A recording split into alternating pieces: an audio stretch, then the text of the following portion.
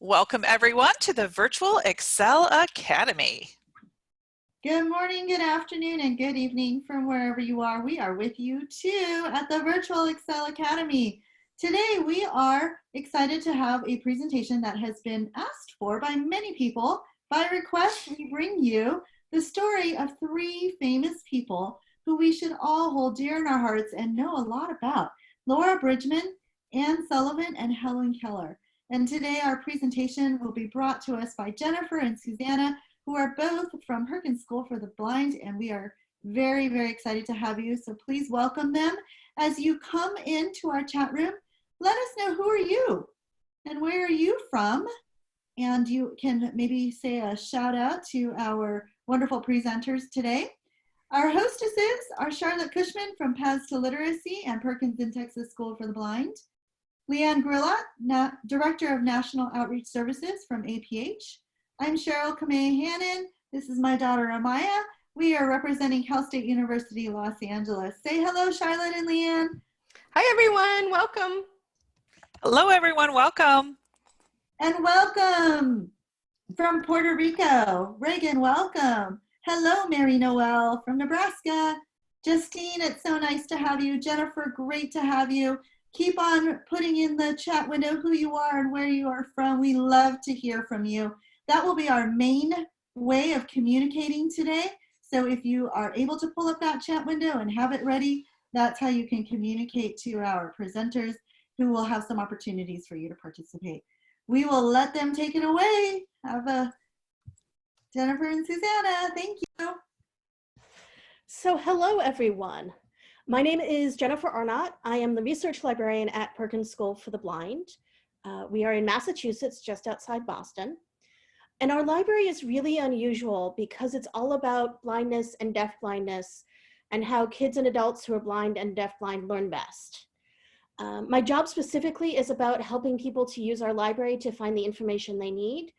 And I help everyone from kids like you to professionals, people who are teaching, to academic researchers, and sometimes other people. We get all sorts of interesting questions. Susanna Coit is also logged in. She works in the library with me, and she's going to be in the chat to help with questions. For those of you who are students, can you let us know in chat what grade you're in? We're trying to get a sense of where people are and how detailed we might want to get. So I'll give you a chance to answer that and say hi.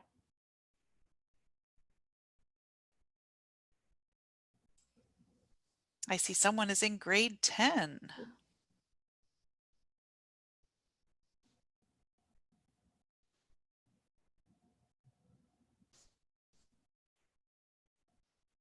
Someone who's in 5th grade, 4th and 6th grade. Preschool, welcome. We get lots of questions from 4th and 5th graders, and I always love answering them because everybody that age asks things in such exciting ways, they don't know what they're supposed to ask. That leads to great conversations. Oh, another person going into 10th. Transition to college, I just graduated. 17 in 10th grade. A junior.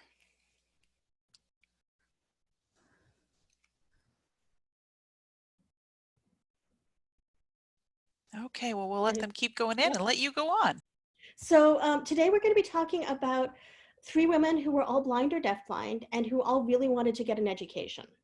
And those three women are Laura Bridgman, Sullivan, and Helen Keller. We're also going to talk a little bit about what kinds of information and sources help us learn about historical people, because if we're talking about these people, it's good to know why we know the things we do, right?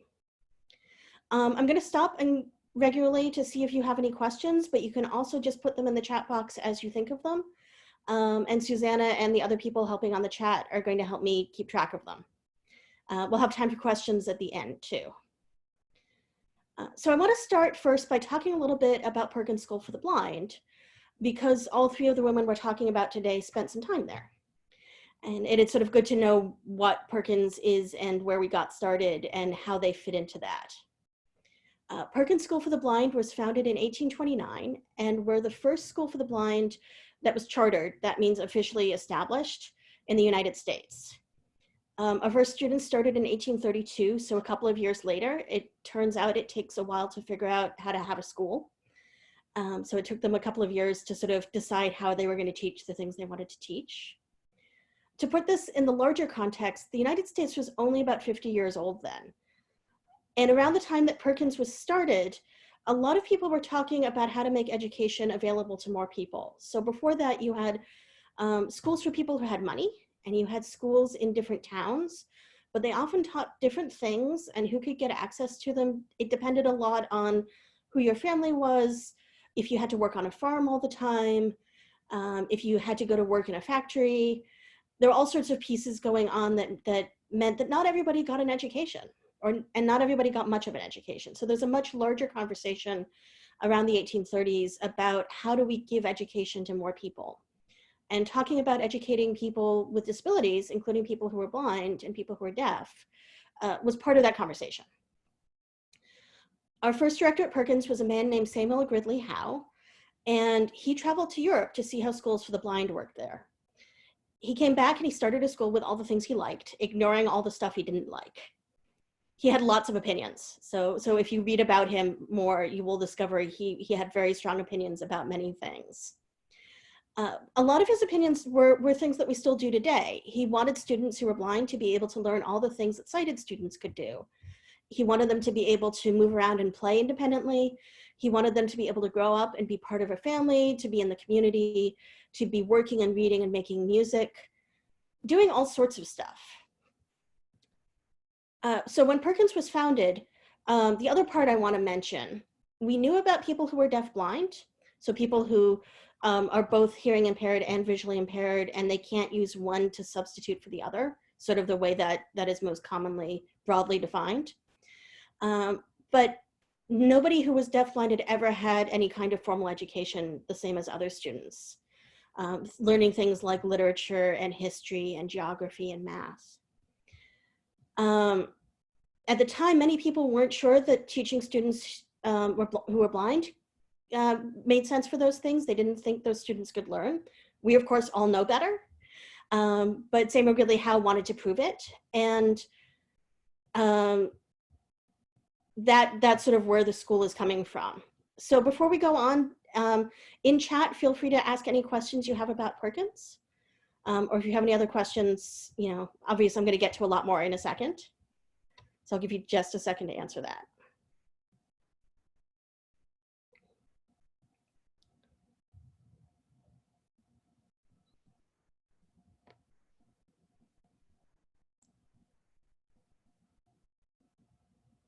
I see there's a question about getting to the PDF.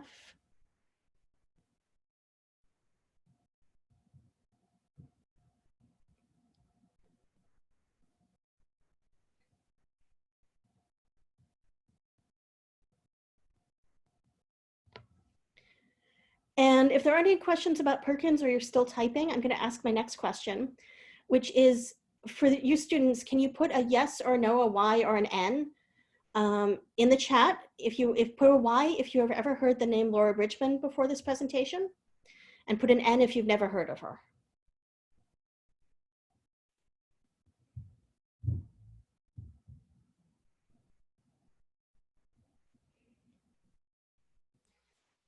Seeing about half and half, about half Yep. Y's and half N's. Go, all of you who've heard of her. We're always really excited when people have heard of Laura. We think she's fascinating and she's great. So we're excited to get to talk more about her today, but a lot of people haven't heard of her. So great. So for a while, Laura Bridgman was the most famous woman in the world after Queen Victoria. So that's pretty famous, right? And we say that without her, there would have been no Helen Keller. So that's also pretty important. But today, a lot of people have no idea who she was. Laura was born in 1832. So again, right around the time that Perkins opened, on a small farm in rural New Hampshire.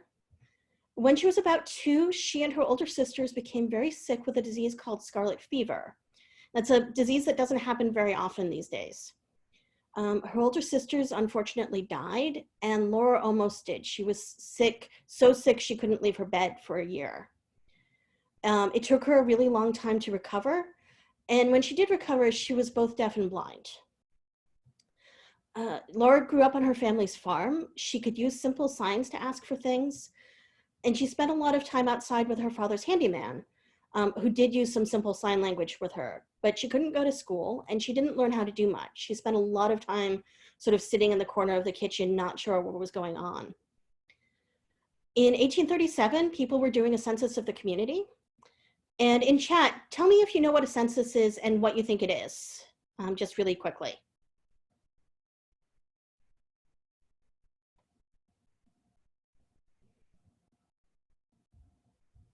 See if anybody has comments.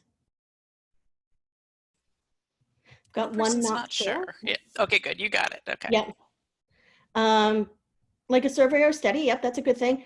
They come to your house and ask who lives there. That's really good. Yep, population of people, somebody said. So basically a census is, as people have said, figuring out how many people lived in each place. And I wanted to ask about that because this is a census year for us. We now do them in the United States every 10 years. So 2020 is a census year.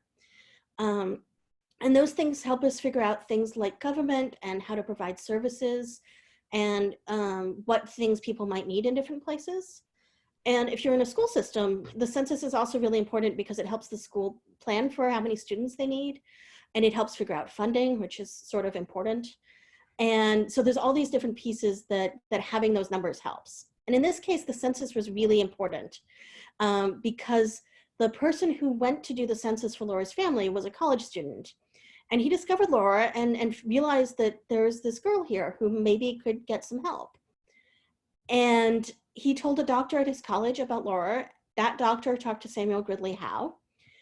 And they arranged for her to go to Perkins and see whether she could learn and what, if so, what she could learn. So one of the challenges with somebody who is deafblind is trying to figure out how to help them connect an object with language about that object. So he knew he would have to figure out how to get Laura to understand that link. So you have a spoon. How do you explain what the word for spoon is and how that connects to the spoon?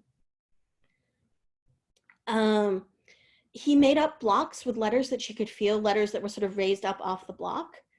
And he would use them to spell out the words, and he would use other labels and other tools. And with a lot of repetition and practice, Laura learned how to make the connections so that you could show her with her fingers the word spoon, and she would figure out that that was the object that they were talking about. Other people worked with Laura too. Most of the people doing all that repetition and practice were younger women teachers who would spend hours practicing with Laura. We want to give them credit because they did a lot of the actual work here. She worked with a handful of teachers primarily over the course of her education. Once she started getting the connections between words and ideas, she started writing. She learned how to write squarehand, which is a form of writing, handwriting that was taught to people who were blind at the time. She learned how to use tactile sign. And fortunately, she was very, very smart. So as she started making those connections and she learned to read, she also learned how to do all sorts of other things. She took the same classes as all the other students at Perkins, and she also learned how to sew. That's actually part of how she became so famous. People would come to Perkins and she would show what she could do. That included threading a needle with her tongue, which is pretty neat, actually, if you think about it, and sewing and knitting. Do not try the threading your needle with your at home unsupervised, please. But we have examples of her sewing and knitting, and they're really great. Putting her on show like that wasn't great. That was something that was really common in the 19th century. But the idea that people could learn that someone who was deafblind could learn and communicate and make things and be part of a community was actually really important. And before there were TV, shows and radio, there were newspaper articles about her, but it was really powerful for her to show what she could do to people who came to see her.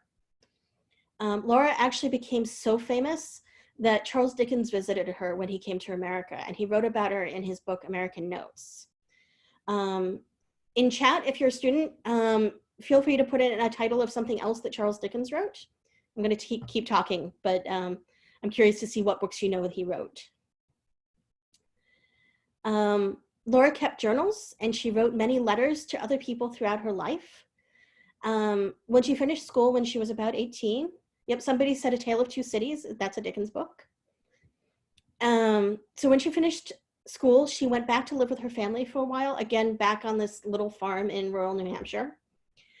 But she was really lonely because her family didn't really learn how to use tactile sign well, other than one of her brothers, and they couldn't communicate much with her. So again, she was by herself. She couldn't really talk to people about what she was thinking or doing.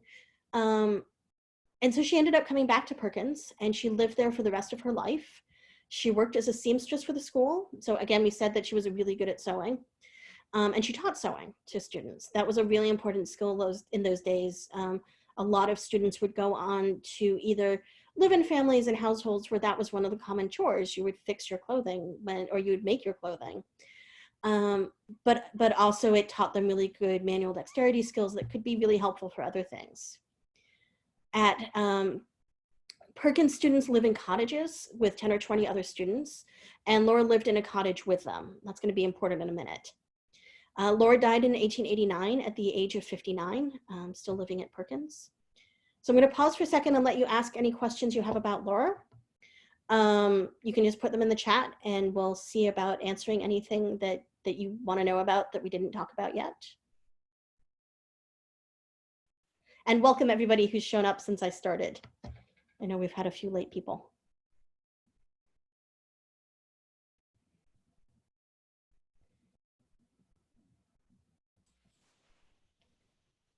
So just waiting to see if there's typing, if there's questions.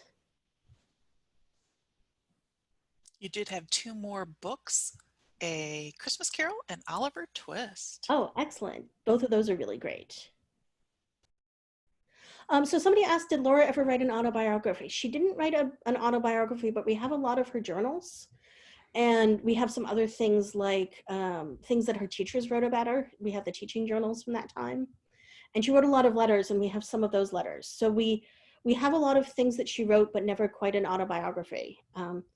Part of that is the tools that she had access to were not super speedy to write on at the time. I'll talk about that a little bit more when we get into Helen Keller and how she read.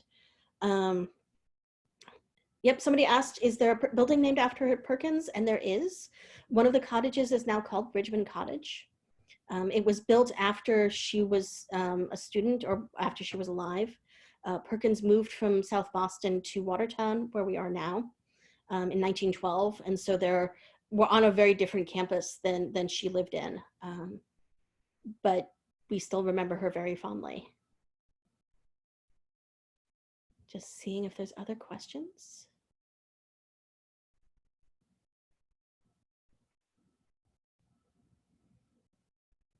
Oh, and I should say about the autobiography, we don't have an autobiography, but there is a very good book about her. And in the handout, there's a link to some additional information that will mention this.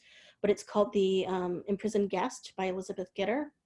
And there's also a children's book, which I'm hoping Susanna will find the title for me because I always forget the exact title, that is designed for middle grade readers that is fantastic about her. So keep an eye on the chat for that.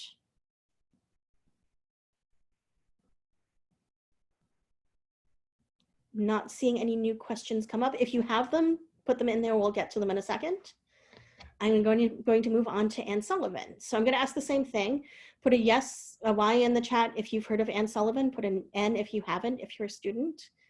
And we'll see how many of you have heard of her.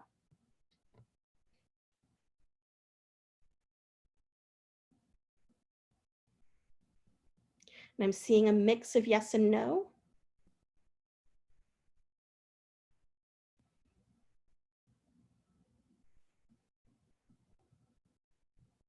More yeses this time, which makes sense.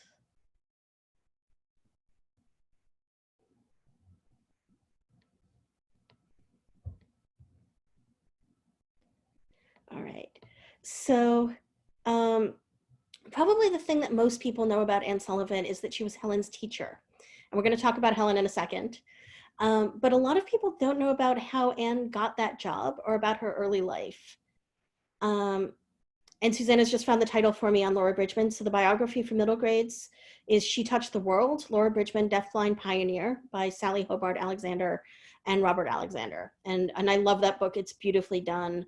It's really thoughtful. It's got a lot of great detail without being too much. So if you're looking for more about Laura, that is a great place to start. Or the links in the handout.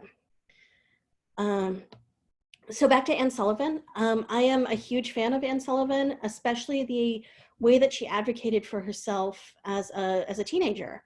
And that's a part of her life that I wish more people knew about. So I've been really excited to get to do this class and to be able to tell all of you, because I think more people would think it's really great if they knew about it. Anne Sullivan was born in 1866 in Western Massachusetts. Her family was very poor, and her mother became ill with tuberculosis, which is a disease that sort of affects the entire body, but often specifically the lungs. And it was very common at that time and up through about the 1930s. It still exists, but it's a lot less common since we've developed antibiotics. When Anne was 5, she got trachoma, which is a bacterial disease that damages the eyes. And so she began to become blind. So I'm going to put in the chat, put a Y if you know this and an N if you didn't. Did you know that Anne Sullivan was visually impaired? And if you want to add a comment, why do you think people don't know that? If that wasn't something you knew, or if you knew that people don't know that. I'm always curious about what people think about that. So I'm seeing a yes, a no, yes. Bunch of yeses.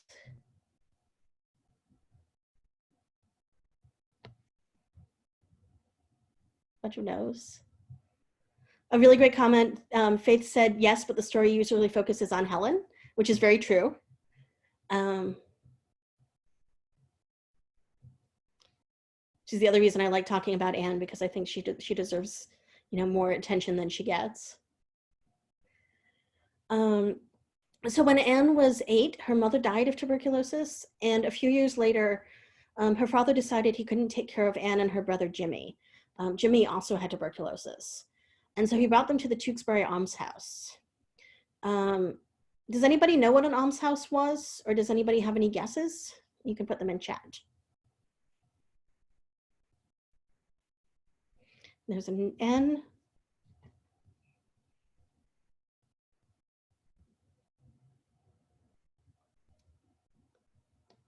It's okay if you don't have guesses too. So I'm seeing several N's, no's. So almshouses is a term that we don't really use anymore, but we have things that do more or less the same thing. You can think of an almshouse as being an earlier version of our modern social services or homeless shelter, a place that would take in people who didn't have somewhere else to go, and make sure that they at least had some food and a room, a place that they could sleep that wasn't outside. And this was sort of early on in people trying to figure out how to do this. So that they were sort of hard to run. And I want to make that clear before we talk about this any further. They had lots of different kinds of people with lots of different kinds of needs. Many of them would be really sick, close to dying usually, or they'd be really elderly, or they'd have some other reason they couldn't really take care of themselves. So it was a sort of chaotic place. There was a lot of change all the time as people came and went. And when Anne was there, the Tewksbury Almshouse was overcrowded and there were very few children there. Anne's brother died when they'd been there for only a few months, so she was completely on her own. She'd never gone to school. There was no school at the almshouse, but she really wanted to. While she was there, people tried to help her. She had a couple of surgeries on her eyes to see if they could improve her vision, but none of them worked. So she was just sort of stuck in this place of, it wasn't a great place to be, even if people were pretty kind to her when they could be. And she didn't really have any prospects for things getting better. And that must have been really scary and awful. In 1880, a group of people came to the almshouse to look at how things were running there. There had been a lot of reports that things were not run well, mostly because the almshouse was really overcrowded and didn't have enough money. And there's a story that Anne went to the head of the committee just as he was about to leave, and he begged him to let her come to school. And she was 14 at the time. She'd been living there for years at that point. And she just begged, she just asked, she said, please let me go to school.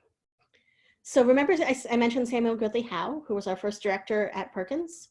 He had died in 1876, so a few years before this. But his son-in-law was the second director, and the head of the committee, who had gone to the almshouse, was still really close to the Howe family. So he talked to Michael Anagnos about having Anne as a student. Sometimes knowing people really helps. And so it really helped that the head of the committee already knew about Perkins. He'd been there, he'd known what they were doing, he'd helped support them in all sorts of ways.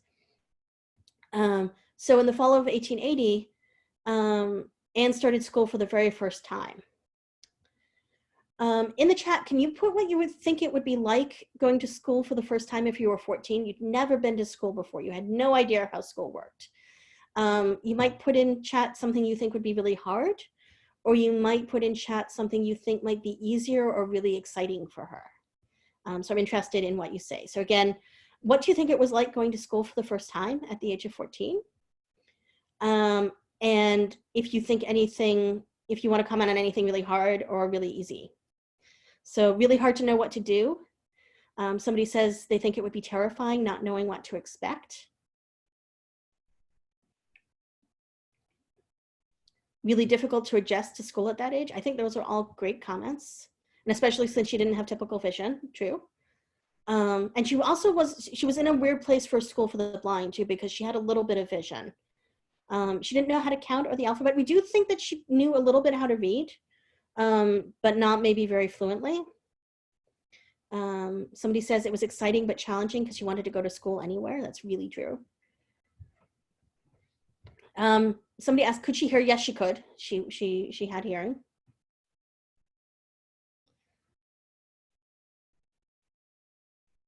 Okay, the comments are slowing down, so I'm going to keep going. Anne worked really hard in her classes, and she became a really good student. She did have things she didn't like studying. We know that she really didn't like geography. And there's a question about how did she learn to sign, and I will be getting to that. There's a good story there. We also know Anne didn't like reading Braille. However, she had a really hard time making friends. And this is because many of the students at Perkins at that point were from pretty well-off households. Perkins has always been funded so that students who didn't have money for tuition could go there. But in practice, especially at that point, you weren't likely to send someone, especially a daughter, away to school if you weren't from a fairly well-off family. So most of the girls who were there who were her age were Protestant, and Anne was from this poor Catholic family and basically an orphan at that point. Her father had left the state. She had no contact with the rest of her family. There were a lot of social differences. So the girls in her cottage and her classes, they had nice dresses. They had families who would take them home for the weekends or holidays. They had, others, they would get care packages. And Anne was just basically on her own and sort of had to deal with all of that by herself. Over the next year or so, she became close to a couple of her teachers. She really loved learning about Shakespeare. And then after she'd been there a year, a teacher came who she became very close with, Sophia Hawkins. And so that helped a lot once she started sort of having people she could connect to. And Nancy asked how Anne learned to sign. And we know that Anne lived in the same cottage with Laura Bridgman for a couple of years. And so we're pretty sure that's how Anne learned how to use tactile sign as well as she did, because that was how Laura talked to people. And of course, if Anne were, not out doing things with other people, she might be around the cottage a bit more, right? Around this time, Anne also had some further surgeries on her eyes. She was always visually impaired and her eyesight changed throughout her life. But by the time she graduated from Perkins, she was able to read print. So that was huge, especially given that she really didn't like reading Braille. When she graduated, she was the top of her class. So she went at 14 from never having been in school to being the very best student by the time she graduated. And that is so impressive, right? She gave the valedictory speech, and if you want to read it, there's the link to her material in the handout will get you to the speech that she gave. Once Anne graduated, she had to find a job, right? Because she needed a way to support herself. She went off to spend the summer after she graduated with her favorite teacher, who had a house on Cape Cod near Boston, where people go for the summer. And while she was there, that was the exact same summer that the Kellers wrote to Michael and Agnes asking for help finding a teacher for their daughter, Helen. So we're going to get into Helen in a second. But Anne spent the next fall at Perkins learning how Samuel Gridley Howe had taught Laura, reading all his notes, and talking to Laura about how she learned, because Laura was right there and they could talk. Laura even made a doll for Anne to take with her when she went to meet Helen. So before we go on to Helen's story, does anyone have any questions about Anne? It's a comment that says, Anne is a great model for self-determination. She created her own ECC in a way. Plus she had a great support system in the staff. I think that's really true. There's a story about Anne insisting on going to a hearing in Boston about the Tewksbury Almshouse, and the staff, many of the staff not wanting her to go because it wasn't, they were going to be talking about things that were not seen as appropriate for a teenage girl. But some of the other staff pointed out that they were almost going to kick her out of school. Like, it was a very serious thing. But some of the staff pointed out that if they kicked her out of school, she'd be going right back to the almshouse. Like, that was her life. And she also wanted to hear about the people that she'd known at the almshouse who had been really nice to her. So there's all these little stories of her really advocating for her own needs and her own education. So we've got someone who loves her story. I agree. Somebody who says she was a trailblazer. Yep, yeah, she definitely was.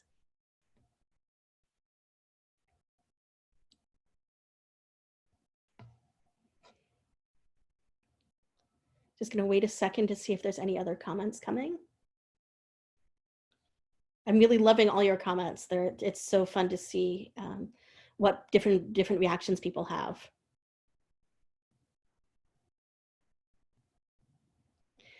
Okay, so we're going to move on to Helen Keller. Skaya asks, these connections between the three women are fascinating. You may get to it later, but did Helen meet Laura? Yes, she did, and I'll talk about that when we get there. That's also an interesting story. So in the chat, many people have heard about Helen Keller.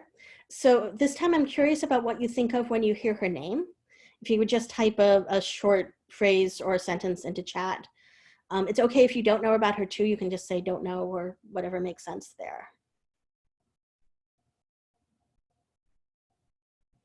So we have an overcomer. We have women's rights. Yep, that's a really good one.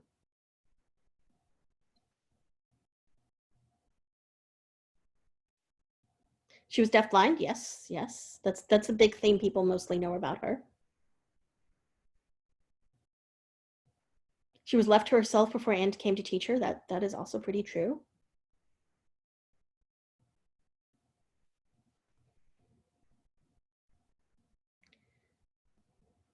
She was very spoiled until Anne came on the scene, someone says.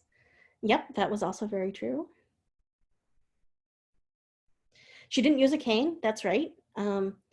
Canes are a later thing. They came along later in Helen's life.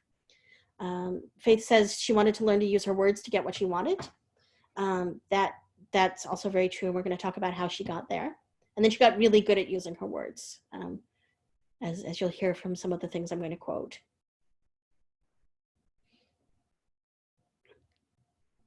So that's slowing down a little. So I'm going to start talking about Helen's early history. Helen Keller was born in 1880 in Tuscumbia, Alabama, so down south. Her father was editor of the local newspaper, and her mother came from a well-known family in Tennessee. When Helen was about 18 months old, she became very ill, and we actually aren't sure what that illness was precisely. People write papers, academic papers, trying to figure this out these days. But we do know that she was very ill, and it involved a really high fever, and that when she recovered, she had become deaf and blind. Her parents weren't sure what to do. Helen got really frustrated, and pretty reasonably, if you think about it, when people didn't understand what she wanted or was trying to communicate. She said in her autobiography later, "The need of some means of communication became so urgent that these outbursts occurred daily, sometimes hourly." And so if you think about that, it must have been really, really hard for Helen. And it must have been really hard for everybody living with Helen, because there was this constant sense of frustration of not being able to describe what she wanted or needed or was feeling. That's why when we talk about communication being so important, that's part of why it's such a big part of what we need to learn, because that's the way we can tell other people what's going on in our head. So her parents, really wanted to help her, and so they started asking everyone they knew to suggest options. Justin says, heard it was most likely meningitis or scarlet fever. Those are the two of the leading options, but the symptoms that she had don't entirely match up with either of those. So there's some question of, did the diseases change, which happens over time sometimes, or was it something else going on? There's other documents that suggest it was something else. History is really hard. We're going to talk about that in our last section, that sometimes we just don't know things. So her parents started asking everyone to suggest options. And around this time, Helen's mother read that book, remember, that I mentioned that Charles Dickens wrote, and read the chapter about Laura Bridgman. They also visited Alexander Graham Bell, who you may have heard of because he invented the telephone. And he was really active in deaf education. His wife was deaf. And he suggested that they contact Perkins and see if there were people there who could help.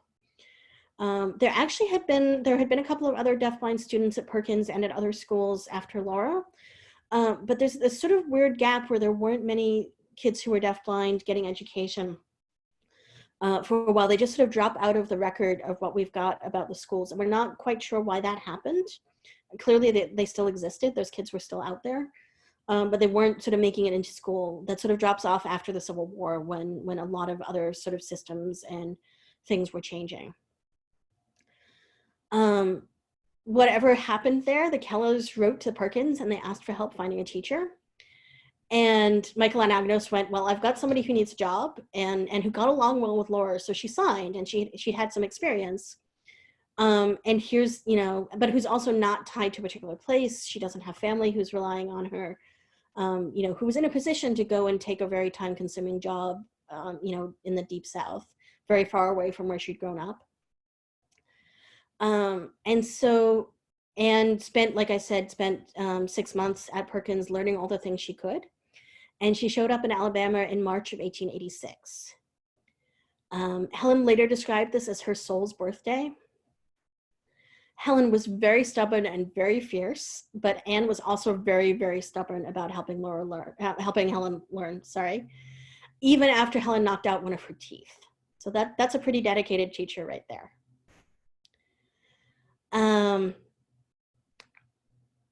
Anne sort of figured out really early on that part of the problem was that people would spoil Helen. They would try to give her what she wanted because, if they could figure out what she wanted, they really wanted to give it to her. They really loved her.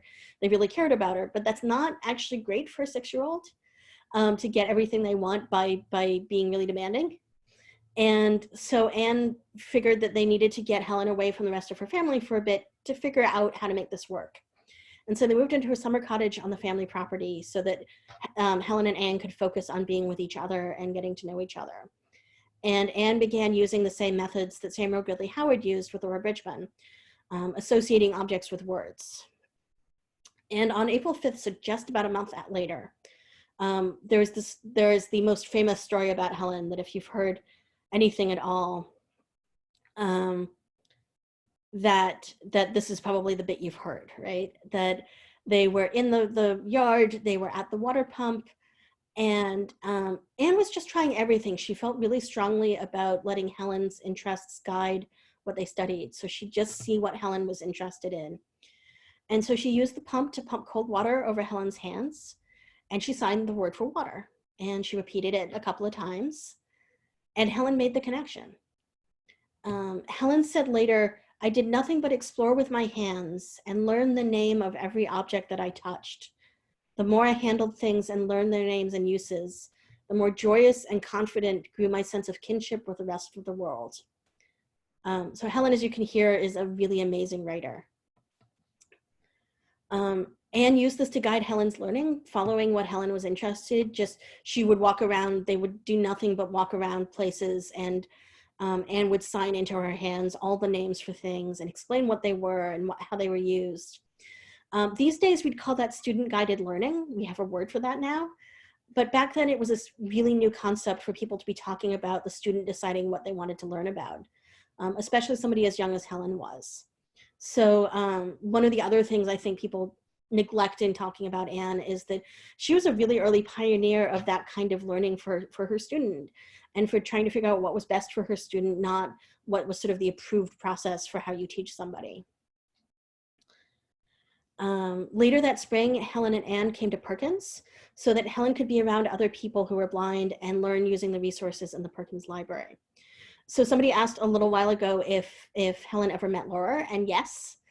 So Laura at that point was older. She was a little crotchety, which is a word that means sort of cranky and easily upset.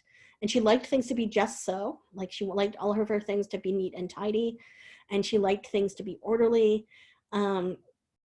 And Helen was 6 or 7 and really rambunctious and energetic, and would be, you know, trying to explore everything and wanting to know everything right now. And so there's a story that when Anne brought Helen to meet Laura, Helen stepped on Laura's foot. And that was maybe not a great introduction. And Laura was sort of like, yes, I'm glad you have a student, go away now. You know, like I'm not up for dealing with a 6-year-old. So they did get to meet, but they were never, you know, particularly close. Which, you know, is okay. Not everybody is up for 6-year-olds. So in the chat, I would love it if you, the students, would type something that you think Helen used to learn while she was at Perkins. Like, what kinds of things did she learn? Did she use books? Did she use tools? Did she use resources? Did she use models? Did she use, you know, science experiments? What do you think she used? Got a books, and yep, she used books. Tools. Models.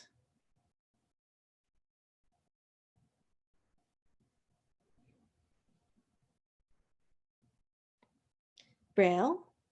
Yes, although it's a little more complicated than that. I'll get to that in a second. Tactile manual, sign language, alphabet. Yep.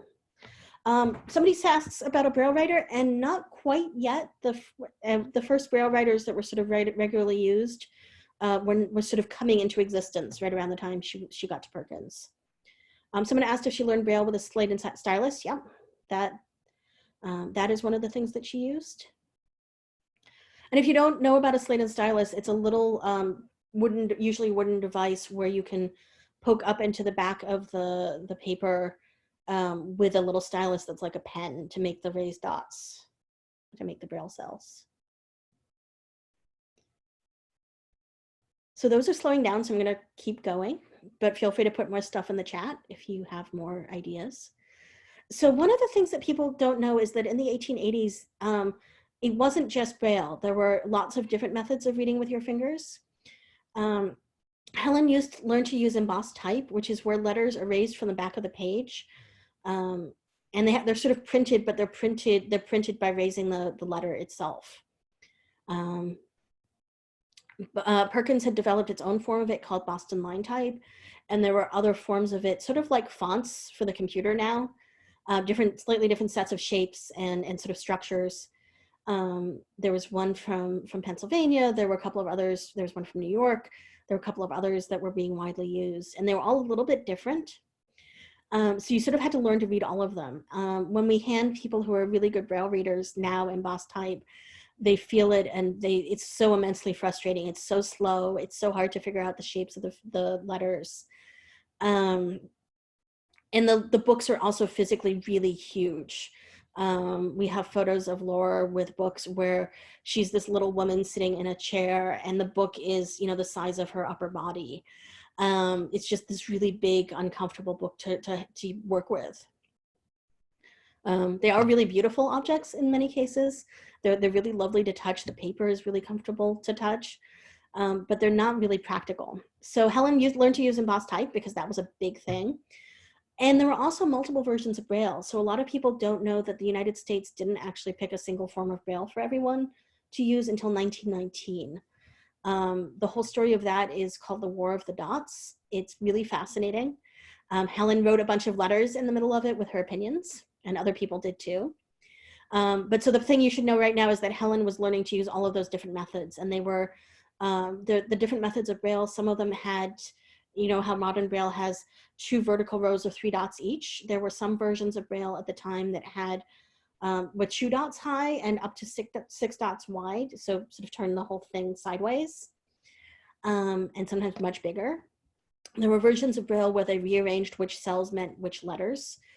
So there was a version developed at Perkins called American Modified Braille, where they set it up so that the letters that you use the most often have the fewest dots in the cell, so you could write them more quickly, which if you're writing with a slate and stylus makes a big difference.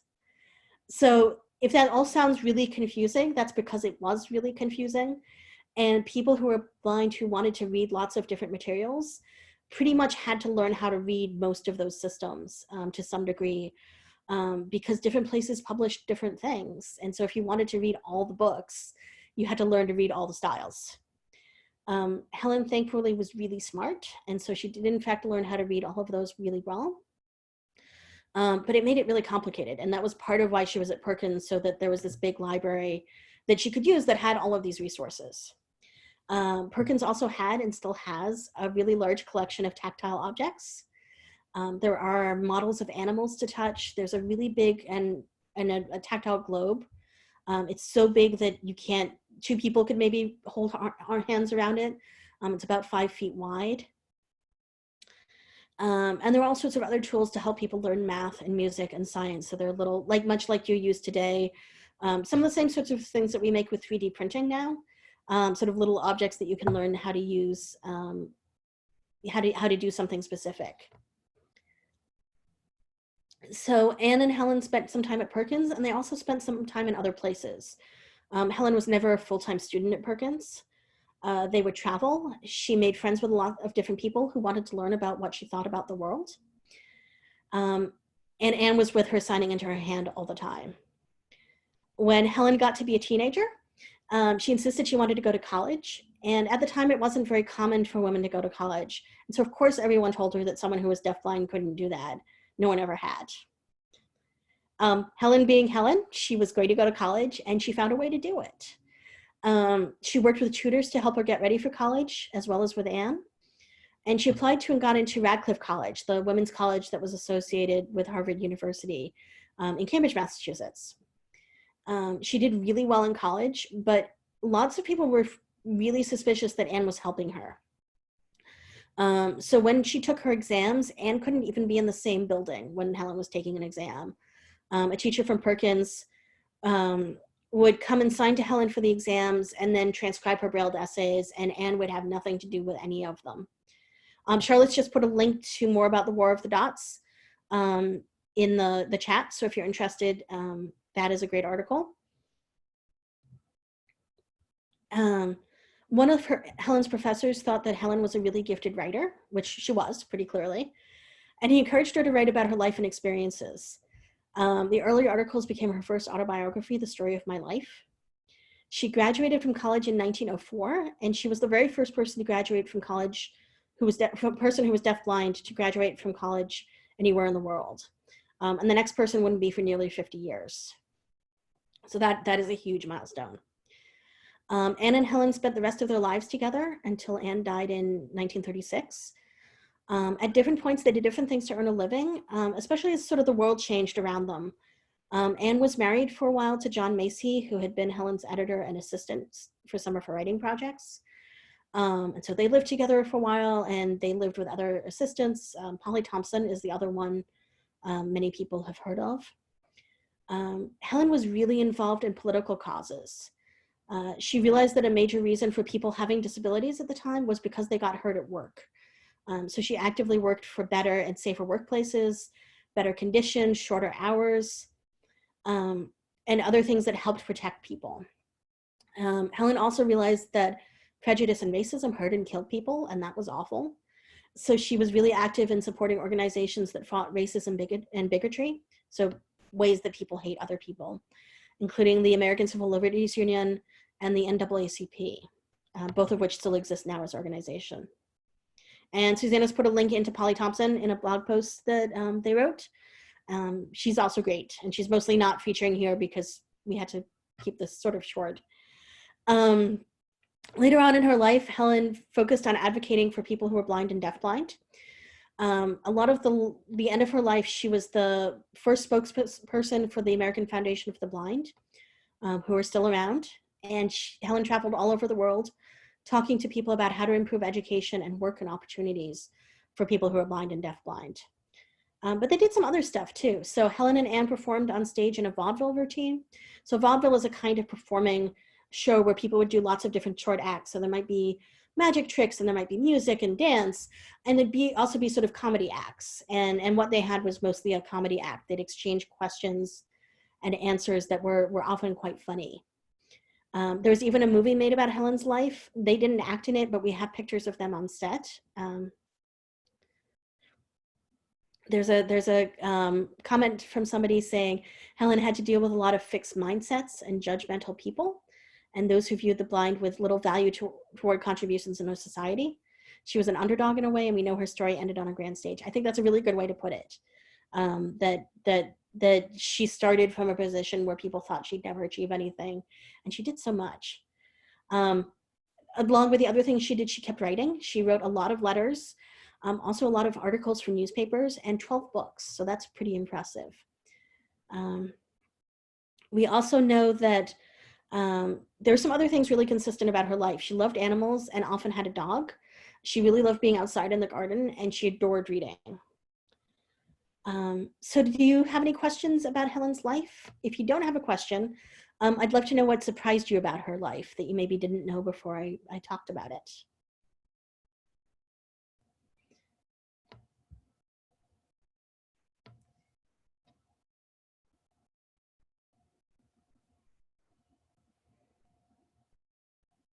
Someone didn't realize she wrote 12 books. Yep, she did. We mostly only hear about the first one, but her later books are also really great.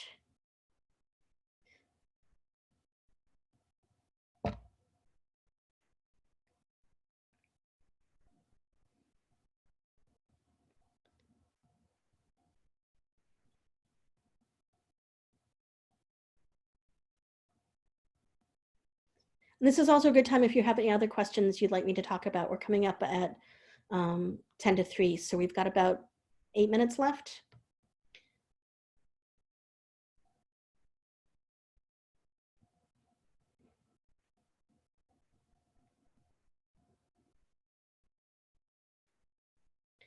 While other questions are coming in, I'm going to do a really quick little bit about one thing I wanted to share here was talking about how we know about these people, how we know about these women. So history can be really complicated. We don't always know everything. We were talking before the conversation got started among the people running this about how we get questions in the research library sometimes like, was Helen happy? And we don't always know how to answer that because we have her words. We're really lucky with Helen that she wrote so much. But how do you say whether somebody was happy or not? We can point to some things she wrote, but chances are pretty good that she had some great days and some not great days. And we can talk about some specific events, but we don't always know how happy she was when.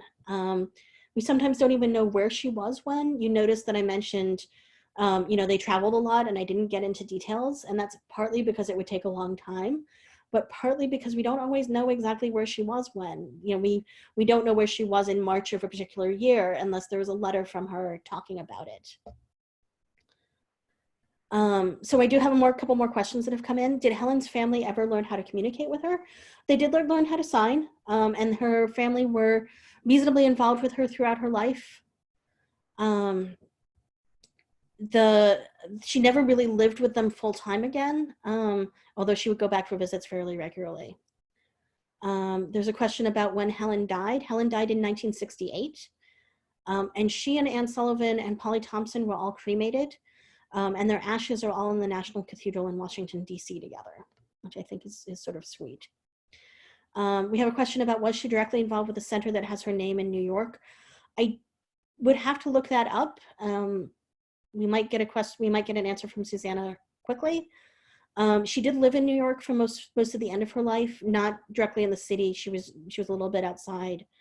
They lived in a couple of different homes, but she was in the area and she knew a lot of people in New York publishing by the time she got to be an adult as well, including Nella Brady-Henney, who we like very much at Perkins because she gave us her papers, and so we have a lot of information. Somebody asks, how did Helen learn how to control her frustration when people didn't understand her? So when she was really little, she got frustrated, basically. Once she learned how to communicate, it got a lot easier, but she still had to rely a lot on somebody being able to interpret her sign for her. She did spend a lot of time trying to learn how to speak orally, but she was never really very comprehensible to people who didn't already know her. So whenever she did a public presentation, she would speak, but somebody else would need to be there to sort of explain what she had said sometimes. But as she got older, she got a lot more patient, basically, thankfully, because I think that frustration must have been really hard for her. Susanna says Helen Keller was 87 years old when she died. So if you wanted her age. We have a question about, can you restate the Cape Cod connection, how Anne and Helen were connected through letter? So Anne was staying with one of her favorite teachers, Sophia Hawkins, who had a summer house on Cape Cod. So if you don't know about Cape Cod, it's one of the places people have a summer house. And especially at that time when the city got really hot and awful in the summer, people would often go somewhere else that had better cool breezes, basically. So they were living there for the summer like they had in previous summers. When Michael and Agnos got this letter from Helen's parents and wrote to them and said, Anne, do you want this job? Comment saying the radio was a new invention in the early 1900s and that Helen realized how important it could be for blind people. That's really true. And Helen was really, sort of, you look at the history and she's doing radio stuff and she's doing film stuff. We have photos of her with Charlie Chaplin, which is delightful. And he was also really interested in Anne, and I'm always a fan of the people who paid attention to Anne.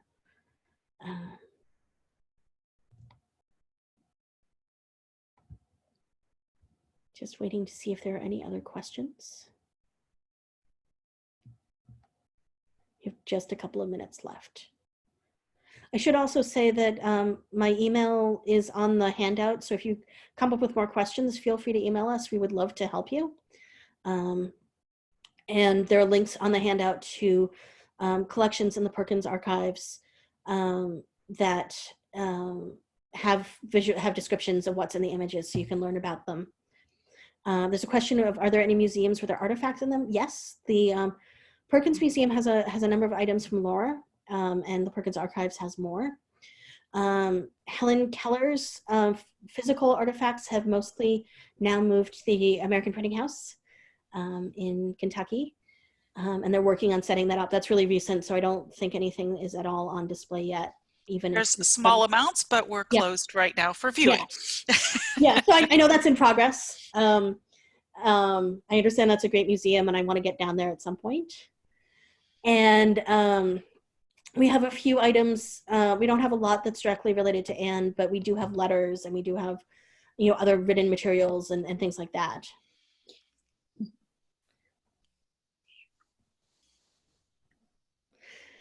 There's a question of, Helen wasn't always a favorite among Perkins administration, was she? Didn't she have some difficult relationships with some of them? Yes, and I sort of skipped over that because it's a complicated story. But there's an incident when she was a student at Perkins where she was accused of plagiarism, and it led to a whole lot of really uncomfortable fallout for basically everybody for a while. Anne never came back to Perkins after that. And Helen didn't come back until the Keller, what was then the Keller Macy Cottage, now the Keller Sullivan Cottage, was dedicated much later on. They did finally sort of patch things up, but it was just, sometimes that happens, and it was really uncomfortable. So we're glad that Helen did eventually come back to visit. Well, this has been wonderful. Thank you so much. Anne Sullivan Macy and the story of her and Helen is one of the things I started researching after I realized this was a career I could have. So near and dear to my heart. Such in-depth history that you were able to share with us. Thank you so much. And I hope that this inspires you to look into learning more about them, because there's so much to learn, and visiting APH is such a great place to visit. If you haven't done that, their museum is amazing, and they have an incredible historian there as well. And you can see Helen Keller's desk there. So thank you so much for sharing the information with us today. We have a couple of announcements before we say goodbye. Next week will be our last week of the Excel Academy, the virtual Excel Academy as it is now. However, we will have summer camp, I should say, in the summer. And maybe Leanne, you can take a moment to tell us about summer camp. There will be 2 weeks reserved for each group of students, though if you felt that it would be helpful for you to be in more than one camp, you can as a student. Work with your parent to get yourself registered for that.